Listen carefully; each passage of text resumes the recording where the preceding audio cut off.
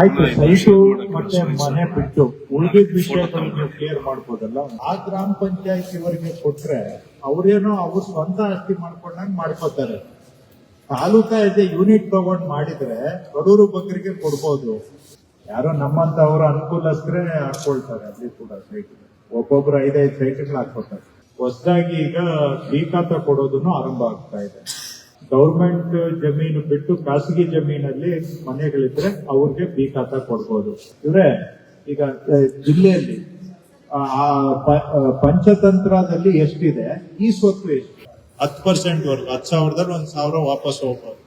1,000 ವಾಪಸ್ ಹೋದ್ರೂ ಅದರಲ್ಲಿ 500 ವಾಪಸ್ ಬರ್ತದೆ. Year of grant is important. If the land 4 came after the year of grant, then only their rights arise. Otherwise, what right they have? ಏನ್ರಿ ಅವ್ರು ಹೇಳ್ತಾವ್ರೆ 1 to 5 ಎಷ್ಟು balance ಇದೆ ಅಂತ ನಿಮ್ಗೆ ಗೊತ್ತಿಲ್ವಾ? ಅದೇ ಅವ್ರು ಹೇಳಿದ್ದನ್ನ ಈಗ ಹೇಳ್ತಾರೆ. ನಿಮ್ಗೆ ಕೇಳಿದಾಗ ಏನ್ ಹೇಳಿದ್ರಿ?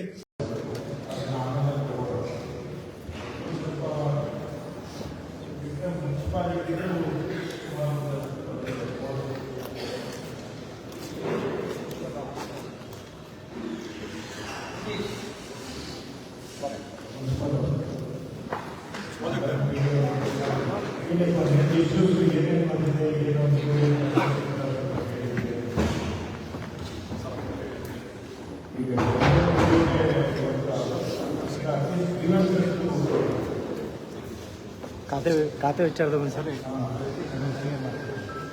ಈಗ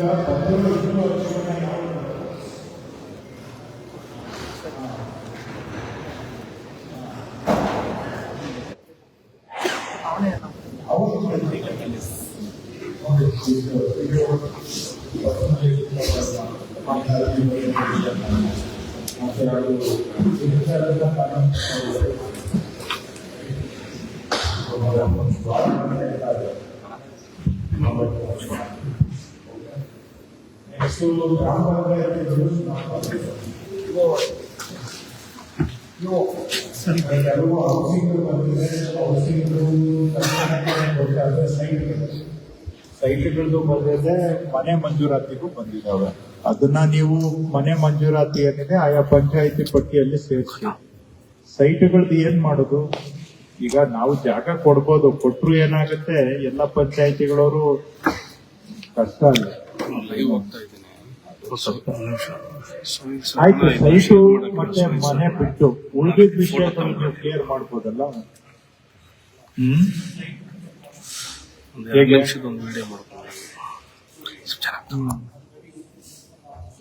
ಮಾಡ್ಬೋದು. ಏನಾಗುತ್ತೆ, ಆ ಗ್ರಾಮ ಪಂಚಾಯತಿವರೆಗೆ ಕೊಟ್ರೆ ಅವ್ರೇನೋ ಅವ್ರ ಸ್ವಂತ ಆಸ್ತಿ ಮಾಡ್ಕೊಂಡಂಗ್ ಮಾಡ್ಕೋತಾರೆ. ತಾಲೂಕಾ ಎಸ್ ಎ ಯೂನಿಟ್ ತಗೊಂಡ್ ಮಾಡಿದ್ರೆ ಬಡವರು ಬಗ್ಗರಿಗೆ ಕೊಡ್ಬೋದು. ನೀವು ಒಂದ್ ಗ್ರಾಮ ಪಂಚಾಯತಿಗೆ ಬಿಟ್ಕೊಟ್ರೆ ಅವರು ಇದ್ದವರು ಇಲ್ಲದೆ ಇರೋರು ಎಲ್ಲ ಇದ್ದವ್ರಿಗೆ ಜಾಸ್ತಿ ಹೋಗುತ್ತೆ.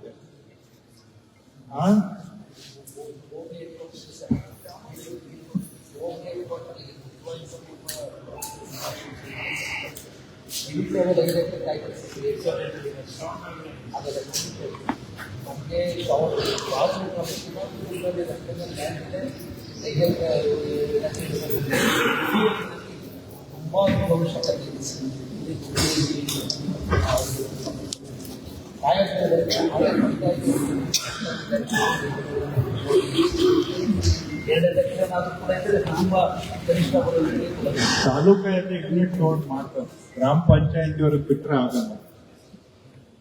ಅವ್ರು ಇರೋರಿಗೆ ಕೊಟ್ಕೋತಾರೆ.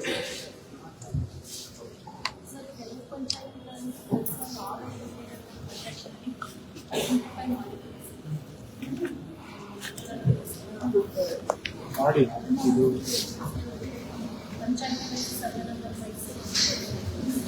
ಕೊಡಬಹುದು. ನಾನು ನೋಡ್ದಂಗೆ ಪಂಚಾಯಿತಿಗಳಲ್ಲಿ ಅವರು ಏನು ನಿಷ್ಠೆಯಾಗಿ ಕೊಡೋದಿಲ್ಲ ಈ ಸೈಟ್ಗಳಿಗೆ. ಎಲ್ಲ ಇರೋರು ನಮ್ಮಂತವರ ಸುತ್ತಮುತ್ತ ಇರೋರು ಒಂದೊಂದು ಕುಟುಂಬಕ್ಕೆ 4 ಬೇರೆ ಬೇರೆ ಹೆಸರಲ್ಲಿ ಮಾಡ್ತಾರೆ. ಇದು ಸಮಸ್ಯೆ. ಸೈಟ್ ಕೊಟ್ಟು ನನಗೇನೋ ಬಡವ್ರಿಗೆ ನ್ಯಾಯ ಸಿಗುತ್ತೆ ನನಗೆ ಅನುಮಾನ.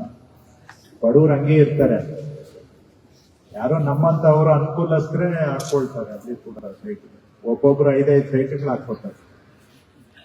ಮಗಳ ಹೆಸರು, ಸೊಸೆ ಹೆಸರು, ಅದು ಇದು ಕೊಟ್ಟು ಇದನ್ನ ಅದಕ್ಕೋಸ್ಕರ I am not so enthusiastic about is Australia layout. Genuine ಅವ್ರಿಗೆ ಸಿಗೋದು ಅಷ್ಟು ಈಸಿ ಇಲ್ಲ, ಬಡವರಿಗೆ ಸಿಗೋದು ಅಷ್ಟು ಈಸಿ ಇಲ್ಲ. ಮನೆ ಕೊಡ್ಬೋದು. MLA ಅವ್ರು ಹೇಳ್ದಂಗೆ ಪ್ರಧಾನ ಮಂತ್ರಿ ಆವಾಸ್ PMA ಆವಾಸಲ್ಲಿ ನಿಮ್ಗೆ ಅದನ್ನ ಪ್ರಯಾರಿಟಿಯಲ್ಲಿ ತಗೊಂಡು ಏನಾದ್ರು ಮಾಡಕ್ ಸಾಧ್ಯ ಆದ್ರೆ ಮಾಡಬೇಕು. ಸ್ಯಾಂಕ್ಷನ್ ಆಗಿದೆ.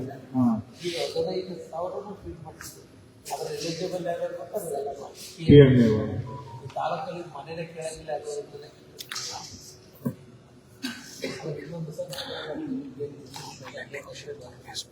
ಅದಾದ್ಮೇಲೆ ಆಶ್ರಯಕ್ಕೆ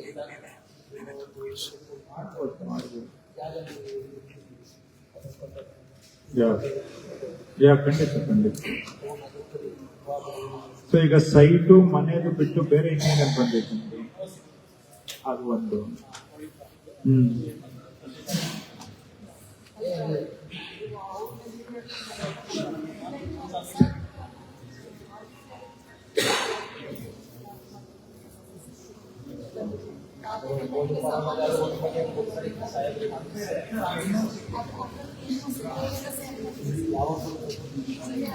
ಈಗ ಯಾರು ಇಲ್ಲಿ ನಿಮ್ ಪಂಚಾಯತಿಯವರು ಯಾರು ಇದ್ದಾರೆ? PDOs ಇದ್ದೀರಾ? ಇಲ್ಲ, ಈಗ CO ಅವರು ಹೇಳಿದಾಗೆ ಕಳೆದ 1 ವರ್ಷದಿಂದ ಎಕ್ಸರ್ಸೈಸ್ ಮಾಡಿ ಹೊಸದಾಗಿ ಈಗ ಬಿ ಖಾತಾ ಕೊಡೋದನ್ನು ಆರಂಭ ಆಗ್ತಾ ಇದೆ. ಗೌರ್ಮೆಂಟ್ ಜಮೀನು ಬಿಟ್ಟು ಖಾಸಗಿ ಜಮೀನಲ್ಲಿ ಮನೆಗಳಿದ್ರೆ ಅವ್ರಿಗೆ ಬಿ ಖಾತಾ ಕೊಡ್ಬೋದು. ಕ್ರಯಪತ್ರ ಇರಬೇಕು. ಕ್ರಯಪತ್ರ ಇದ್ರೆ ಅವ್ರಿಗೆ ಬಿ ಖಾತಾ ಮಾಡ್ಕೊಡ್ಬೋದು. ಇದರಿಂದ ಅವ್ರಿಗೆ ಜನಗಳಿಗೆ ಅಟ್ಲೀಸ್ಟ್ ದಾಖಲೆ ಅನುಕೂಲ ಆಗುತ್ತೆ. ಇಷ್ಟ ದಿನ ಅವ್ರಿಗೆ ಎಲ್ಲ ಸುಮ್ಮನೆ ಯಾವ್ದು ಈ ಸ್ವತ್ತು ಇರ್ಲಿಲ್ಲ, ಈ ಸ್ವತ್ತು ಕೊಡಕ್ಕೂ ಬರೋದಿಲ್ಲ. ಈಗ ಅವ್ರಿಗೆ ಈ ಸ್ವತ್ತು ಮುಖಾಂತರ ಬಿ ಖಾತಾ ಕೊಡ್ಬೋದು. ಕರೆಕ್ಟಾ? ಸೊ ಅದು ಜನಗಳಿಗೆ ಒಂದು ದೊಡ್ಡ ರಿಲೀಫ್ ಆಗುತ್ತೆ. ಅವರು ಆಸ್ತಿಗೆ ಒಂದು ದಾಖಲೆ ಆಗುತ್ತೆ. ಎರಡನೇದು ಪಂಚಾಯತಿಗೆ, ಅದರಿಂದ ಇನ್ಮೇಲೆ ರೆವಿನ್ಯೂನು ಕಟ್ಟಿಸ್ಕೋಬಹುದು. ಅವರು ಪಂಚಾಯತಿಗೆ ರೆವಿನ್ಯೂ ಜಾಸ್ತಿ ಆಗುತ್ತೆ, ಸಬಲೀಕರಣ ಆಗುತ್ತೆ ಪಂಚಾಯತಿಗಳು.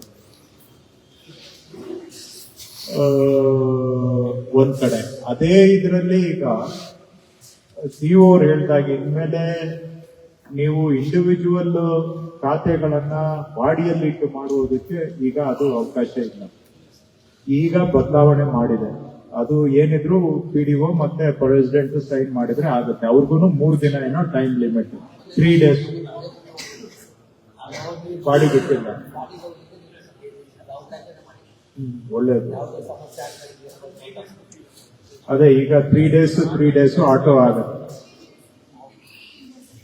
ಆಗ್ಬೇಕು. ಸೊ ಹಾಗಾಗಿ ಅದು ಸ್ಟ್ರೀಮ್ ಲೈನ್ ಆಗುತ್ತೆ. ಈ NOC ಇದು ನೋಡಿ ಸ್ವಲ್ಪ. ಈಗ ಬಿ ಖಾತಾ ಅಭಿಯಾನ ನೀವು ಸ್ವಲ್ಪ ಎಷ್ಟು ಏನಾದ್ರು ಐಡೆಂಟಿಫೈ ಮಾಡಿದ್ದೀರಾ ಇವ್ರೆ? ಈಗ ಜಿಲ್ಲೆಯಲ್ಲಿ ಪಂಚತಂತ್ರದಲ್ಲಿ ಎಷ್ಟಿದೆ, ಈ ಸ್ವತ್ತು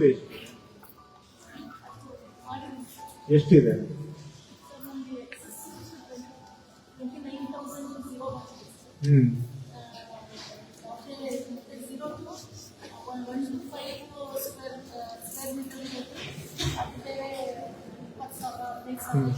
ಒಟ್ಟು ಈ ಸ್ವತ್ತು ಇಲ್ಲದೆ ಇರುವಂತಹ ಪಂಚತಂತ್ರ ಎಂಟ್ರೀಸ್ ಎಷ್ಟು? ಒಟ್ಟು ಎಷ್ಟಾದ್ರೂ ಸೈಜ್ ಈ ಪಂಚತಂತ್ರದಲ್ಲಿ ಈ ಸ್ವತ್ತು ಎಷ್ಟು? ಸೊ ಅಲ್ಲಿಗೆ ಇನ್ನು ನಿಮ್ಗೆ 55,000, ಅದ್ರಲ್ಲಿ ಒಂದು 10,000 ಬಿಟ್ಬಿಡಿ. ಅವರು ಬೋಗಸ್ ಎಲ್ಲ ಅಂದ್ರೆ ಫ್ರಾಡಿಲೆಂಟ್ ಎಂಟ್ರಿ ಆಗಿರ್ಬೋದು, ಅವ್ರಿಗೆ 9/11 ಹಾಕೊಟ್ಟಿರ್ಬೋದು ಎಲ್ಲ. ಹಂಗಾದ್ರೆ ಈಗ ಒಟ್ಟು 75, ಅದರಲ್ಲಿ 20,000 ಹೇಳಿದ್ರ 55 ಡಿಫ್ರೆನ್ಸ್. 55ರಲ್ಲಿ ನಿಮ್ ಪ್ರಕಾರ ಇನ್ಎಲಿಜಿಬಲ್ ಎಷ್ಟಿರ್ತದೆ? 55 ಕ್ರಯ ಇಲ್ಲದೆ ಇರೋವು ಎಷ್ಟಿರ್ಬೋದು? ಆಯ್ತು. ಇನ್ನ 45,000 ಪ್ರಾಪರ್ಟೀಸ್ಗೆ ನಿಮ್ಗೆ ಬಿ ಖಾತಾ ಅಥವಾ ಈ ಸ್ವತ್ತು ಮಾಡ್ಕೊಡಕ್ ಅವಕಾಶ ಇದೆ. ಕರೆಕ್ಟಾ? ಅದನ್ನ ಮಿಷನ್ ಮೋಡ್ ಅಲ್ಲಿ ಮಾಡ್ಬೇಕಾಗುತ್ತೆ. ಇದು ಎಲ್ಲಾ ಪಂಚಾಯತಿಗಳನ್ನು ಗೇರ್ ಅಪ್ ಮಾಡಬೇಕು.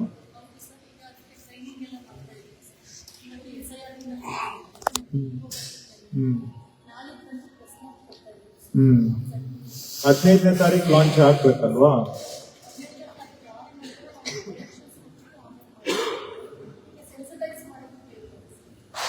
ಒಂದಿನ ಇಲ್ಲಿ ವರ್ಕ್ಶಾಪ್ ಆರ್ಗನೈಸ್ ಮಾಡ್ಬಿಡಿ. ಎಲ್ಲ ಫಿಸಿಕಲ್ ವರ್ಕ್ಶಾಪ್ PDO ಸೆಕ್ರೆಟರಿ ಇಬ್ಬರಿಗೂ ಕರೆಸಿ, ಬಿಲ್ ಕಲೆಕ್ಟರ್ಗೂ ಕರೆಸಿ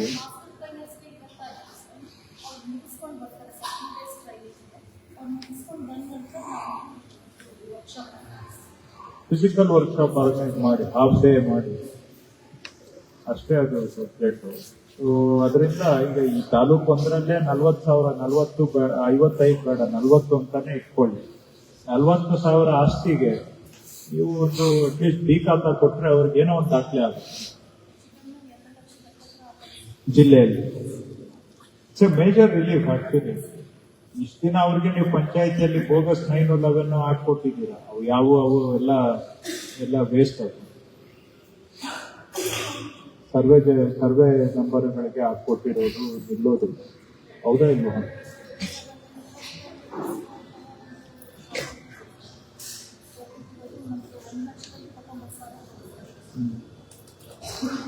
ಸರಿ, ಈಗ ಅದನ್ನ ಮಾಡ್ಕೊಳ್ಳಿ. ಇವತ್ತು ಬಂದಿರೋ ಇಶ್ಯೂಸ್ ಈಗ ಬೇರೆ ಇನ್ನೇನೇನಿದೆ ನೋಡ್ಬಿಟ್ಟು ಇಮಿಡಿಯೇಟ್ ಆಗಿ ಮಾಡ್ಬೇಕು. ನೋಡಿ ಸ್ವಲ್ಪ ಕೆಲವರು ಅದೇನೋ ಸಣ್ಣ ಪುಟ್ಟ ರೋಡ್ಸ್ ಕೇಳಿದ್ದಾರೆ, MLA ಅವರು ಫಂಡ್ಸ್ ಹಾಕೊಡ್ತೀನಿ ಅಂತ ಹೇಳಿದ್ದಾರೆ. ಅದನ್ನ ತಗೊಂಡೋಗಿ ಅವ್ರ ಹತ್ರ ಕೂತ್ಕೊಂಡು ಯಾವ್ದಾದ್ರು ಆಕ್ಷನ್ ಪ್ಲಾನ್ ಅಲ್ಲಿ ಸೇರಿಸ್ಕೊಳ್ಳಿ. ಸ್ವಲ್ಪ ಅವ್ರು ಹೇಳಿದ್ದಾರೆ, ಅಲ್ಲಲ್ಲೇ ಮಾತು ಕೊಟ್ಟಿದ್ದಾರೆ. ಅವ್ರ ಹತ್ರ ಯಾವ್ದು ಇಶ್ಯೂಸ್ ಬಂದಿದೆ ಅದು MLA ಅವ್ರ ಹತ್ರ ಕೂತ್ಕೊಂಡು ಸ್ವಲ್ಪ ಮಾಡ್ತಾರೆ. ಇನ್ನು ನೆಕ್ಸ್ಟ್ ಮೇಜರ್ ಬಂದಿರೋದು ಮುನ್ಸಿಪಾಲಿಟಿ ಆಯ್ತು, ಮುನ್ಸಿಪಾಲಿಟಿ ಆಯ್ತು. ಇನ್ನ ಸರ್ವೆ ಅವ್ರದ್ದು ಹೇಳಿ, DDL ಅವ್ರದ್ದು ಮೇಜರ್ ಇಶ್ಯೂಸ್ ನಿಮ್ಗೆ.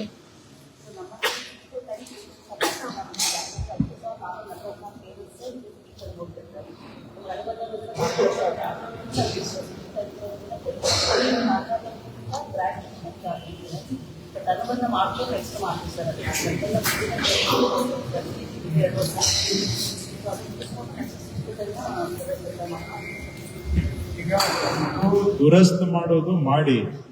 ಈಗ ಒಟ್ಟು ಜಿಲ್ಲೆಯಲ್ಲಿ ಈಗ ಎಷ್ಟು ಹೇಳಿದ್ರಿ? 10,400 ಜಿಲ್ಲೆ.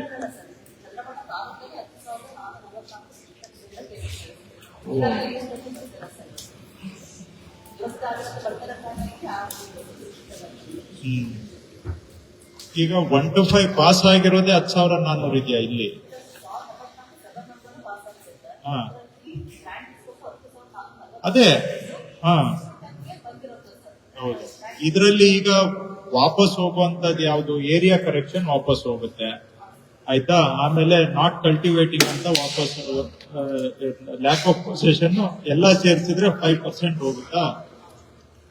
ಎಷ್ಟ 5% ಇದೆಯಾ ನಿಮ್ಮ ಡಿಸ್ಟ್ರಿಕ್ಟ್ ಅಲ್ಲಿ ವಾಡಿಕೆ, ಅಥವಾ ಇನ್ನೂ ಜಾಸ್ತಿ ಇದೆಯಾ? ಅಲ್ಲ, ಈಗ ಎಷ್ಟಿದೆ? ಈಗ ಎಷ್ಟಿದೆಯಪ್ಪ? ಈಗ ಮಾಡಿರೋ ಕೇಸ್ ಪೈಕಿ ನಿಮ್ಗೊಂದು ಅಂದಾಜ್ ಇರುತ್ತಲ್ಲಪ್ಪ. ವಾಪಸ್ ಹೋಗೋದು ಎಷ್ಟು? ಕ್ಯಾನ್ಸಲೇಷನ್ಗೆ ಹೋಗೋದು ಎಷ್ಟು? ಏರಿಯಾ ಕರೆಕ್ಷನ್ಗೆ ಹೋಗೋದು ಎಷ್ಟು? 10% ವರ್ಗು. 10,000ದಲ್ಲಿ 1,000 ವಾಪಸ್ ಹೋಗ್ಬೋದು. 1,000 ವಾಪಸ್ ಹೋದ್ರು ಅದ್ರಲ್ಲಿ 500 ವಾಪಸ್ ಬರ್ತದೆ. ಆಗದೆ ಇರೋದು ಒಂದು 500 ಸಿಗದೆ. 5% ಗಿಂತ ಲೆಸ್ ಅಲ್ವಾ? ಆಗದೆ ಇರೋದು ಅಂದ್ರೆ ಯಾವ್ದು? ಬರೀ ಕ್ಯಾನ್ಸಲೇಷನ್ ಹೋಗೋವು ಅಥವಾ ಸಿವಿಯರ್ ಡಿಸ್ಪ್ಯೂಟ್ ಇರೋವು. Forest, HRP. HRP ಈಗ ಅವರು 1 to 5 ಮಾಡಿದಿರೇನ್ರಿ? HRPಗೆ ಇಲ್ಲ, ಮಾಡಿಲ್ಲ. ಅವರೇ 90% ಅಲ್ಲೇ ಕಂಟ್ರೋಲ್ ಆಗಿರುತ್ತೆ. ಹಿಂದೆ ಮಾಡಿದಿರ, ಈಗ ಮಾಡಿದ್ದಾರೆ.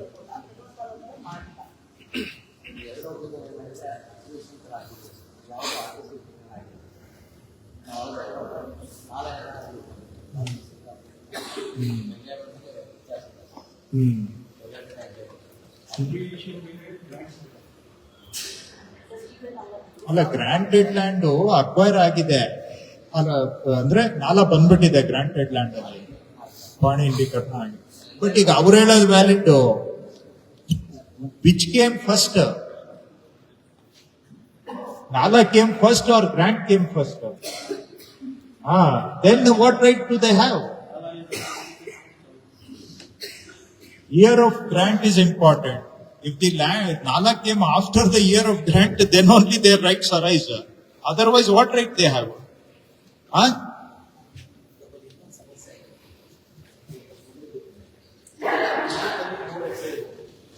ಅಲ್ಲಿ 40 ಜನ ಒಂದು 120 ಎಕರೆ ವಸತಿ ಕೊಡಿಸ್ಬಿಟ್ಟು 120 ಎಕರೆ ಪಾಣಿನ ಕೊಡ್ತಾ ಇದ್ರು. 20 ಎಕರೆ ಸುಮ್ಮನೆ ಇಲ್ಲ ನನ್ನ ಪ್ರಕಾರ ಅವೆಲ್ಲ ನಾವು ಮಾಡೋ ಅಲ್ಲ ಈಸಿ ಅಲ್ಲ, ಬಟ್ ಮಾಡಬೇಕು, ಮಾಡಬೇಕು, ಮಾಡ್ಲೇಬೇಕು. ನನ್ನ ಪ್ರಕಾರ ಅವು ಅದೇನೋ ಅಸಾಧ್ಯ ಏನಲ್ಲ, ಅದು ಮಾಡ್ಲೇಬೇಕು. ಏನಿದ್ರೆ ಅದು ಮಾಡ್ಬೇಕು, ಅವ್ರು ಹೇಳ್ದೆ ಅಷ್ಟೇ ಮಾಡ್ಬೋದು. ಓಕೆ, ಈಗ ಮುಂದೆ ಕೇಳಿ. 10,400 survey numbers.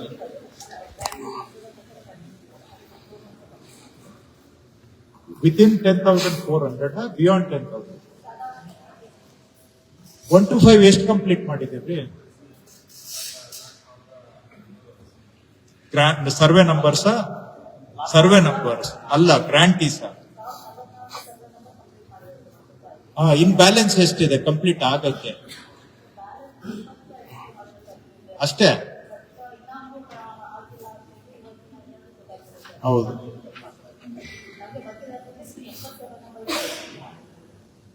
80 not A very small number. ಇಲ್ಲೊಂದು ಬಿಟ್ಟೋಗಿರ್ಬೋದು, ಅದು ಒಪ್ಕೊಳ್ತೇನೆ. ಏನ್ರಿ ಅವ್ರು ಹೇಳ್ತಾವ್ರೆ 1 to 5 ಎಷ್ಟು ಬ್ಯಾಲೆನ್ಸ್ ಇದೆ ಅಂತ ನಿಮ್ಗೆ ಗೊತ್ತಿಲ್ವಾ? ಅದೇ ಅವ್ರು ಹೇಳಿದ್ದನ್ನ ಈಗ ಹೇಳ್ತಾರೆ. ನಿಮಗ್ ಕೇಳಿದಾಗ ಏನ್ ಹೇಳಿದ್ರಿ?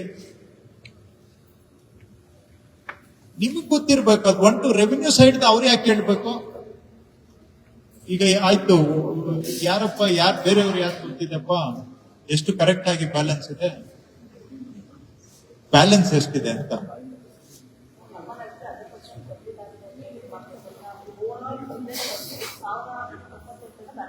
ಅಷ್ಟೇ. ಬಟ್ ಆಯ್ತು, 1 to 5 ಇನಿಷಿಯೇಟ್ ಆಗಿದೆ, ಕಂಪ್ಲೀಟ್ ಆಗಿದ್ಯಾ?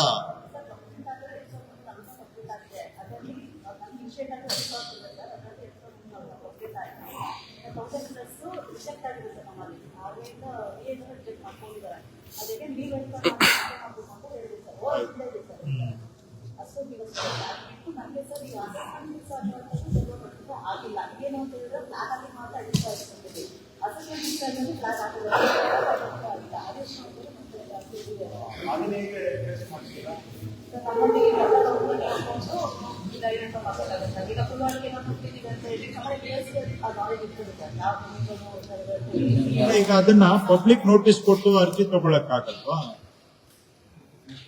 ಯಾಕಂದ್ರೆ ನೀವು ಎಲ್ಲಿ ಅಂತ ಹುಡ್ಕೊಂಡು ಕೂತ್ಕೋತೀರಿ.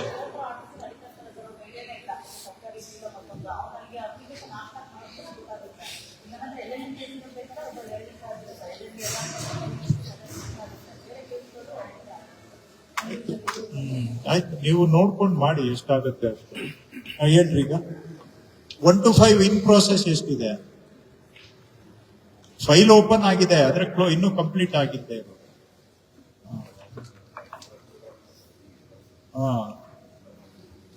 ಓಕೆ, ಹಾಗಾದ್ರೆ ಈಗ 10,440 ಬ್ರೇಕಪ್ ಹೇಳಿ ಏರಿಯಾದವರು.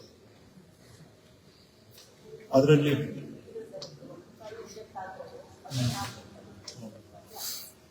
ಯಾವಾದ್ರೂ ಇದ್ರೆ ಓಕೆ, ಆಯ್ತು ಬಿಡಿ. ಅವ್ರು ವೆರಿಫೈ ಮಾಡ್ಲಿ, ಅವ್ರಿಗೆ ಗೊತ್ತಿಲ್ಲ, ಸುಮ್ಮನೆ ಯಾಕೆ ಮಾತಾಡೋದಿಲ್ಲ. ನೀವೀಗ 10,400 ಒಳಗಡೆ ಬ್ರೇಕಪ್ ಹೇಳಿ.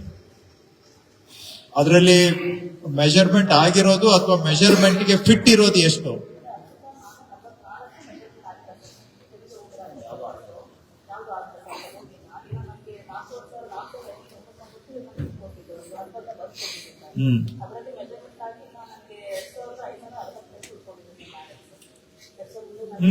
ಅನ್ನಲ್ಲ, ನಿಮ್ದು 10,400 ಇಂದ 4,500ಗೆ ಒಂದೇ ಸತಿ ಡ್ರಾಪ್ ಮಾಡ್ಬಿಟ್ರಲ್ಲ, ಹೆಂಗೆ? ಯಾವುದು?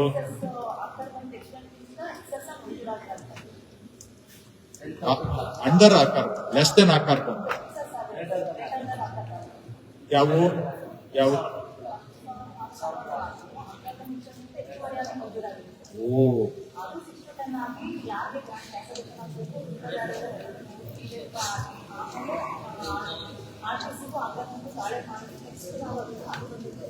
ನೀವು ಈಗ ಫೀಲ್ಡ್ ರಿಪೋರ್ಟ್ ಹಾಕಿ ವಾಪಸ್ ಇವರಿಗೆ ಅಂತಾನೆ 10,000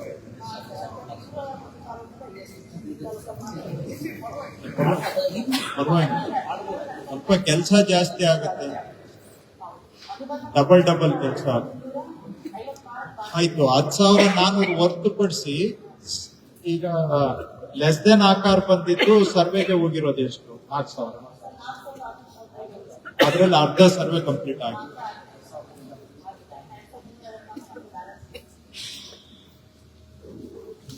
ಸೊ ಇನ್ನು 10,000 ಏರಿಯಾ ಕರೆಕ್ಷನ್ ಅದ್ರಲ್ಲಿ ಒಂದು ಸ್ವಲ್ಪ ಪರ್ಸೆಂಟೇಜ್ ಅದರ್ 10% ಅಷ್ಟು ಅದರ್ ಪ್ರಾಬ್ಲಮ್ಸ್ ಮೇ ಅರೈಸ್ ಉಳಿದಿದ್ದು area correction 90% will be area correction 10% will be problematic cases ಕರೆಕ್ಟಾ ಬೇರೆ ಸಿನಾರಿಯೋ ಇದೆಯಾ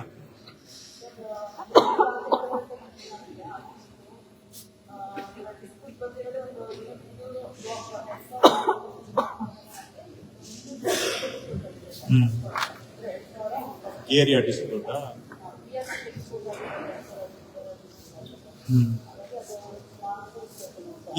ಏನ್ ಡಿಸ್ಪ್ಯೂಟ್ ಬಂದು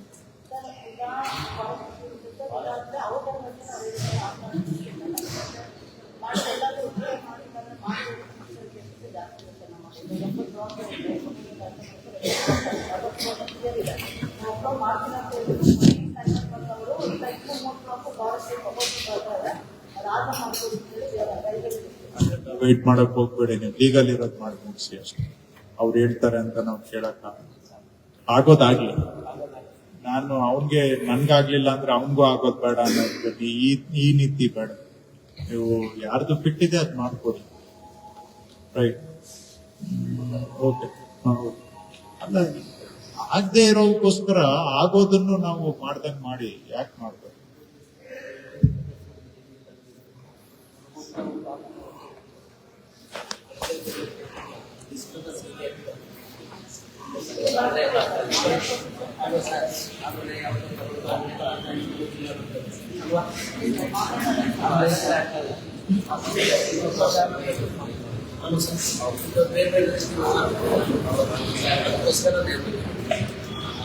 ಆಯ್ತು ಸೊ ಅದನ್ನ ಮಾಡಿ ಈಗ ಇವತ್ತು ಗ್ರೀವೆನ್ಸ್ ಬಂದಿದ್ದು ಜಾಸ್ತಿ ಇಂಡೀಕರಣ ಆಗಿಲ್ಲ ಅಂತ ಈಗ ಹೇಗ್ ಮಾಡ್ತೀರಾ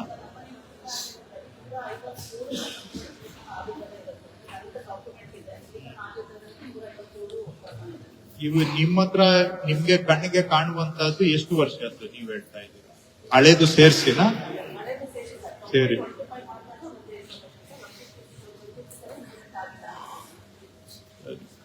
ಇವತ್ತು ಅದ್ರಲ್ಲಿ ಒಂದು 50-100 ಜನ 50-80 ಜನ ಬಂದಿದ್ದಾರೆ ಇವತ್ತು ಅದಕ್ಕಿಂತ ಡಬಲ್ ಇರ್ಬೋದು ಸೊ ಇವಾಗ ಅವುಗಳನ್ನ ಹೇಗೆ ಪ್ರೋಸೆಸ್ ಮಾಡ್ತೀರಾ ಈಗ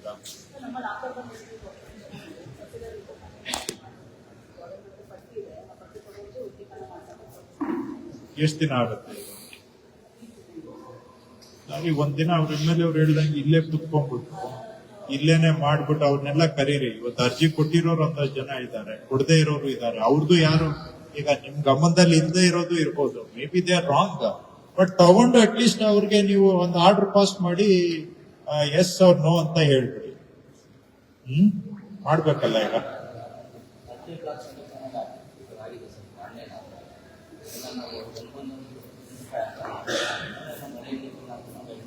ಕರೆಕ್ಟ್ ಸೊ ಒಂದು ಇಂಡೀಕರಣ ಆಗದೆ ಇರೋದು ಬಂತು ಬೇರೆ ಇನ್ನೇನೇನು ಬಂತು ಇಶ್ಯೂಸ್ ಇವತ್ತು ಹೌದು ಈಗ ಇವೆಲ್ಲ ಎಷ್ಟು ದಿನದಲ್ಲಿ ತಗೊಳ್ತೀವಿ ಅಲ್ಲ ಅದು ಸಪ್ರೇಟ್ ಮಾತಾಡ್ತೀನಿ ಫಸ್ಟ್ ಈಗ ತಹಶೀಲ್ದಾರ್ ಪಟ್ಟಿ ಮಾಡಬೇಕು ಅವರು ರಿಸೀವಿಂಗ್ ಅಥಾರಿಟಿ ರಿಸೀವ್ ಅವ್ರು ಮಾಡ್ಬೇಕಾನೆ ನೀವು ಡೈರೆಕ್ಟ್ ರಿಸೀವ್ ಮಾಡ್ತೀರಾ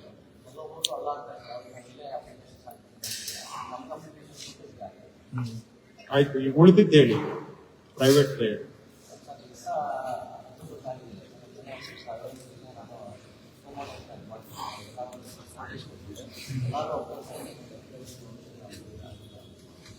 ಈಗ ಎಷ್ಟು ಡಿಸಿ ಅವರು ಇವತ್ತು ಇವ್ರದ್ದು ಎಷ್ಟು ಅರ್ಜಿ ಬಂದಿದೆ ಸರ್ವೆ ರಿಲೇಟೆಡ್ ಸಪರೇಟ್ ಪಟ್ಟಿ ಮಾಡಿ ಈಗ ಅದರಲ್ಲಿ ಯಾವ್ದು ಸೋಮೋಟ ಆಕ್ಷನ್ ತಗೋಬಹುದು ಇವ್ರು ಅದೊಂದು ಮಾರ್ಕ್ ಮಾಡ್ಕೊಡ್ಲಿ ಇವ್ರಿಗೆ ಅಂಡ್ ಇನ್ಯಾವ್ದು ಅದಾಲತ್ ಟೈಪ್ ಮಾಡ್ಬೇಕಾದ್ರೆ ಅದಾಲತ್ಗೆ ಒಂದು ಡೇಟ್ ಫಿಕ್ಸ್ ಮಾಡಿ ಒಂದು ಏನಾದ್ರು ಕರ್ಸ್ಕೊಂಡು ಅವ್ರನ್ನ ಮಾಡೋ ತರ ಮಾಡ್ಬೇಕು. ಈಗ ಅವ್ರಿಗೆ ಮತ್ತೆ ಬನ್ನಿ ಅಂತ ಹೇಳ್ಬೇಕಾಗಿ ಬರ್ಬಹುದು, ಅವಶ್ಯಕತೆ ಇದ್ರೆ ಕರೀಲಿ. ಹೆಚ್ಚಿನ ವಿಡಿಯೋಗಳಿಗೆ ಪ್ರತಿಧ್ವನಿ ಯೂಟ್ಯೂಬ್ ಚಾನೆಲ್ ಸಬ್ಸ್ಕ್ರೈಬ್ ಮಾಡಿ, ಬೆಲ್ ಐಕಾನ್ ಕ್ಲಿಕ್ ಮಾಡಿ.